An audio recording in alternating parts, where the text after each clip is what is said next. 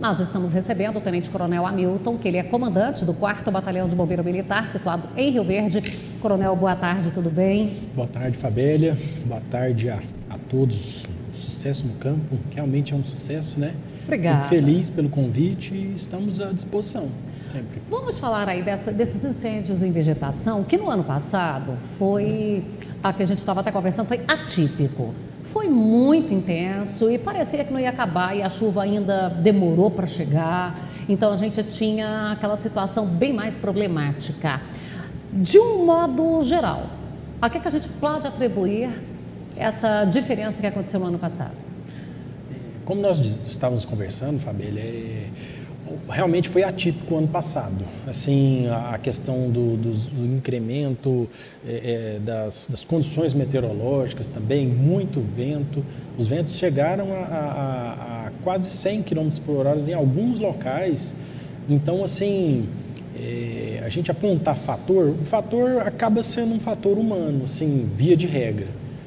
Existem ainda aquelas incidências de incêndios provocados por raios,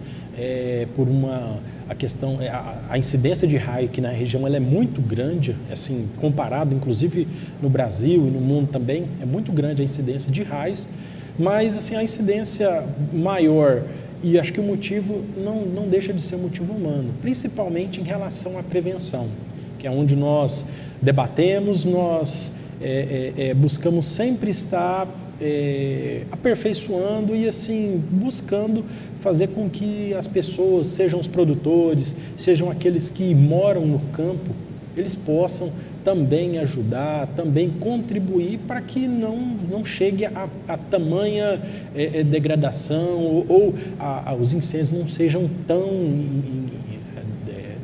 tão intensos como aconteceu. Quando fala dessa incidência humana, nós podemos dizer que é mais um descuido do que uma ação propriamente dita ali, porque até quando a gente falar de combustão espontânea, um vidro que fica ali, esse vidro não devia estar lá, né? Então foi a incidência humana. É mais por esse descuido do que por uma ação criminosa?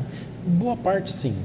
Foi bom você falar em relação à questão criminosa, porque realmente o ano passado, como foi um caso muito atípico, então foi levantado a questão dessa situação ela ter acontecido de uma forma intencional, não só intencional por questão ali de, às vezes, um cuidado, uma falta de cuidado, mas às vezes pela intenção mesmo de causar um transtorno. Que era toda aquela questão política envolvida. Exatamente. E realmente alguns casos aconteceram.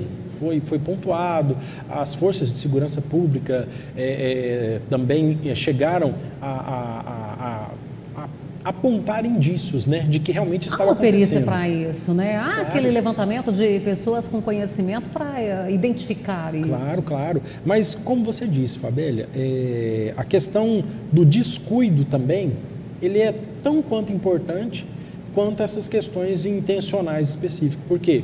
O descuido seria uma questão bem simples, às vezes até cultural. A gente fala da pessoa utilizar ainda, em alguns casos, não para limpeza de um pasto ou para limpeza de um terreno, dependendo. Isso acontece sim dentro da cidade.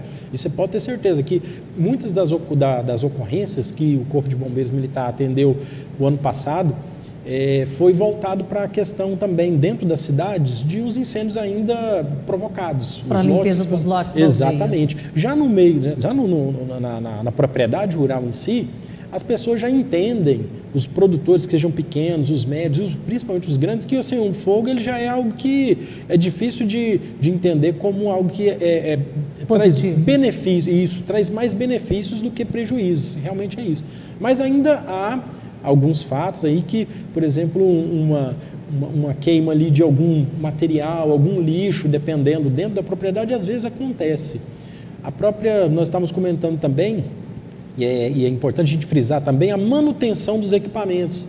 Por exemplo, as colhedeiras, principalmente, os maquinários, os implementos utilizados tanto para o plantio quanto para a colheita também, eles devem ser bem manutenidos, a utilização de certos veículos, o tempo de vida útil também acaba favorecendo em alguns pontos a questão da incidência do fogo quando existem condições, por exemplo, de se iniciar e se propagar com mais facilidade, que é o período que a gente determina, o período de estiagem, aquela extrema estiagem, que acontece principalmente ali no meados de julho, agosto, e vai até outubro, dependendo do início das chuvas. E aqui na nossa região a gente ainda tem, para juntar a isso, a baixa umidade relativa do ar e a colheita de milho, que tem uma palhada muito maior ainda, então uma palhada seca ali, que é uma combustão que vai longe mesmo. A gente costuma a lavoura, dizer, inclusive. Exatamente, a gente costuma dizer que realmente vira como uma espécie de uma pólvora, né? Assim, que espalha rapidamente e com as condições climáticas, principalmente dos ventos fortes, por exemplo. Ainda tem o vento também. Os ventos, assim, um dos problemas maiores que aconteceu no ano passado foi a questão dos ventos intensos, que ele transmitia, por exemplo, uma fagulha que estava confinada a princípio em algum local, estava havendo combate, na hora que as equipes verificavam, ela já estava a mais de quilômetro em distância. Então, assim, era humanamente e, assim, a gente poderia ter o efetivo que fosse necessário, mas nesses casos que aconteceu dessa forma, era praticamente impossível a gente tentar conter com tanta eficiência, porque não dependia só do fator humano também, das condições ali de suporte ou de emprego de equipamentos, que seja os caminhões de combate a incêndio, os caminhões-pipa de grandes empresas, usinas, que acabam ajudando e apoiando. Pois falar de usinas aí, que também temos uma área significativa com cultivo de cana, que na hora do incêndio também é outra propagação intensa. Principalmente a cana, dependendo do período que ela esteja, né? Quanto maior ali, mais difícil, vamos dizer assim, o alcance, a penetração ali de uma equipe ou de métodos ali para se combater. Então, assim, às vezes a intenção, independente de alguns casos, é realmente fazer um controle para que não evite a propagação. Às vezes tem casos, principalmente em canaviais, que a gente às vezes não consegue combater ele diretamente. A gente tenta confinar aquele incêndio, ele vai queimar uma área, isso aí é fato, não vai adiantar, e a gente vai pelo menos tentar proteger. Essa proteção, para a gente levar isso aí, porque normalmente nas empresas de cana, eles já têm mais brigadas ali próprias, com muita eficiência, embora não seja suficiente, porque, senhores, na hora do fogo, com todas essas condições climáticas que nós falamos, e ainda com vento, não há quem segure, isso aí não adianta. Mas aí seria aquela situação assim de ter uma identificação, de ir lá adiante, de repente fazer com gradear uma área para que aquele fogo, chegando ali, ele morra. Seria esse tipo de confinamento? Exatamente. Tem alguns aspectos assim que é importante a gente frisar. Aqui na região, eu já fui comandante do batalhão, da batalhão, né, lá de Mineiros, e nós tínhamos o Parque Nacional das Emas, ou seja, uma reserva ambiental, ou seja, com estudos. Todo ano também. Isso, mas assim, o manejo ali, no caso da estrutura, ela favoreceu bastante, principalmente o controle, quando os próprios ambientalistas, os que entendem, estudam a parte ambiental com maior profundidade, então eles verificaram que, por exemplo, o acesso e o particionamento, vamos dizer assim, eles poderiam particionar alguns locais, fazer uma quantidade maior de aceros para, inclusive, facilitar tão somente o combate, mas ali principalmente a questão dos animais. É importante a gente frisar que, por exemplo, além do prejuízo financeiro, é claro que tem, e um ambiental na parte da queima também específica da matéria orgânica, que seja das reservas que existem nos locais, tem também a questão dos animais. Então, assim, a preparação, o acero bem organizado e assim bem preparado, bem dimensionado em locais pontuais, ele com certeza vai trazer bons resultados. E nós podemos observar isso ano passado na região ali de Rio Verde, principalmente nas grandes fazendas, nos grandes produtores, eles fizeram, buscaram fazer esses aceiros, buscaram preparar melhor e assim, eles tinham também uma possibilidade de incrementar também maquinários que pudessem dar um suporte tanto na fazenda ou nas propriedades deles, nas propriedades, quanto nos vizinhos.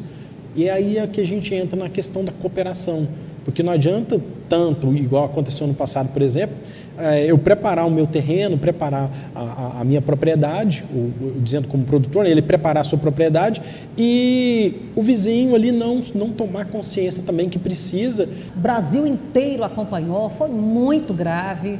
A gente já tem alguns anos aí que o Tocantins faz os registros maiores e no ano passado eu não sei quem é que deu conta de fazer os registros maiores. Coronel, quando eu falo de acero, tem diferença de um acero para outro de acordo com o cultivo, numa área de pastagem, numa área que é lavoura de soja e cana, é floresta, porque a gente também tem plantio de eucalipto por aí. Tem. E foi bom você dizer, por exemplo, em relação a aceros, porque realmente vai depender também da vegetação. Depende da vegetação e assim, inclusive já existem sugestões até do próprio poder público, por exemplo, tem um decreto de 2003, eu não me recordo o número dele correto, mas tem um decreto que fala que, dependendo das áreas, seja no mínimo 10 metros de aceiro, tem áreas menores, a vegetação é um pouco menor, chega a 3 metros, dependendo. Então, assim, mas o que de fato nós devemos pensar e realmente ter eficiência é que deve existir o acero. Um exemplo, claro, que a gente observa nas rodovias. Volta e meia, os incêndios que nós verificamos, às vezes podem partir das margens de rodovia ou às vezes ultrapassar as rodovias. Um exemplo, claro, por exemplo, em relação ao ano passado, várias ocorrências que o Corpo de Bombeiros Militar atendeu, teve essa situação em que a própria rodovia, inclusive sentido duplo ali na região BR-060, por exemplo, tanto sentido Goiânia quanto aqui sentido para Jataí, de Rio Verde a Jataí, as chamas elas chegaram a atravessar a pista, ou seja, passou de 15, 20 metros, dependendo, até mais. Por quê? Por causa das condições. Então, assim, o que não deve ser deixado de fazer, que deve sim ser feito, é o acero. De qualquer forma, que seja 10 metros, que seja 15 metros, para também não inviabilizar também a produção, que às vezes um acero, dependendo um pouco maior, ele pode inviabilizar ou diminuir um pouco a área.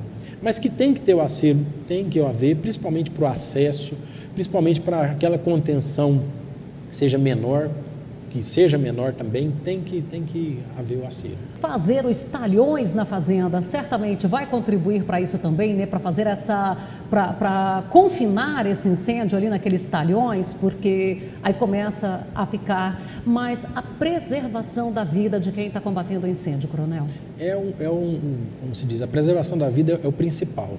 Depois vem o meio ambiente e também o patrimônio. Então uma tríplice, 3 pilares, na verdade, são os tríplice pilares em relação à preservação da vida, do meio ambiente e o patrimônio. Então, assim, infelizmente, nós já tivemos relatos de pessoas que foram tentar conter um incêndio numa propriedade, através, ou que seja a pé ou com o próprio maquinário, e acabou se vendo confinado pelo fogo. No ano passado, inclusive, em 2018, nós tivemos, inclusive, o nosso pessoal passou situações de risco. Assim, quem já tem conhecimento, quem já tem treinamento especializado. Pois é, teve um militar que, infelizmente, ele queimou a mão, ele chegou a queimar a mão, o fogo ele mudou. E tem a asfixia também, claro, né? Assim, a fumaça. Em casos que aconteceu em 2018, na região de Santa Helena, se não me engano, 2 funcionários de uma usina, não me recordo qual, eles foram, primeiro, asfixiados, né, pela quantidade de fumaça. Os maquinários, eles dependem do oxigênio para funcionar os seus motores. Então, o que acontece? Vai se adentrar a um local para tentar combater aquele incêndio. Então, assim, às vezes as pessoas não observam. Apaga, né? E o motor acaba apagando. E aí o que? O incêndio não vai parar. A pessoa tende a tentar retirar e tudo, e acaba acontecendo dessa situação. Só mais um detalhe, Fabiola, se me permitir, a gente falar da questão de parceria e também de integração. O tanto que é importante entre os proprietários rurais, entre o poder público e entre o privado, o ente privado, que seria os produtores, essa parceria e essa integração entre eles também é muito importante. Tanto as prefeituras municipais, as secretarias municipais, meio ambiente, ação urbana, obras, os sindicatos rurais são extremamente importantes, as cooperativas e as associações também entre produtores tende a ser algo assim que realmente vai dar um bom resultado. Aqui em Rio Verde, gente, só para registrar, tem a Brigada Aérea, né? Promovida por produtores. Exatamente, tem a Brigada Aérea. Eles contratam anualmente uma empresa que, num determinado período de baixa utilização das aeronaves, que seria basicamente ali na colheita, que eles estejam assim em stand-by, o custo ele é menor e acaba apoiando e dando suporte. São ações, às vezes, como essa, como a observação entre as propriedades ali de vizinhos. Às vezes, o incêndio está acontecendo num local, é meu vizinho, está próximo, estou vendo que ele vai atingir a minha propriedade. Não custa, às vezes, movimentar, ter uma gestão, e nisso o Corpo de Bombeiros Militar está à disposição, porque nós não conseguimos atender, é impossível nós atendermos todas as ocorrências, isso aí é fato, não existe condições, mas essa cooperação e esse apoio na execução, no planejamento e na ação em si, isso podem contar extremamente, de forma indiscriminada conosco. Bom, nosso tempo está esgotado. Eu quero agradecer ao Coronel Hamilton por ter se deslocado, atendido uma solicitação de sucesso no campo, parabenizá-lo pelo trabalho. Nós estamos à disposição para trazermos as informações sempre para o produtor rural. Eu que agradeço, tá? Fico muito honrado e estamos à disposição. Nosso telefone de emergência é 193 e assim, nesse período vamos fazer procedimentos para preparação, para o treinamento e para que a resposta ela seja mais efetiva. Parabéns pelo programa. Obrigada. E eu tenho certeza que esse trabalho ele não está apenas para o Corpo de Bombeiros em Jataí, em Rio Verde, em Goiás, mas é para a instituição no Brasil todo. Então, você pode procurar, aproveite esse momento que ainda não é o de estiagem, para treinar a sua equipe, procure o Corpo de Bombeiros aí do seu município e faça os procedimentos preventivos. Nós ficamos por aqui.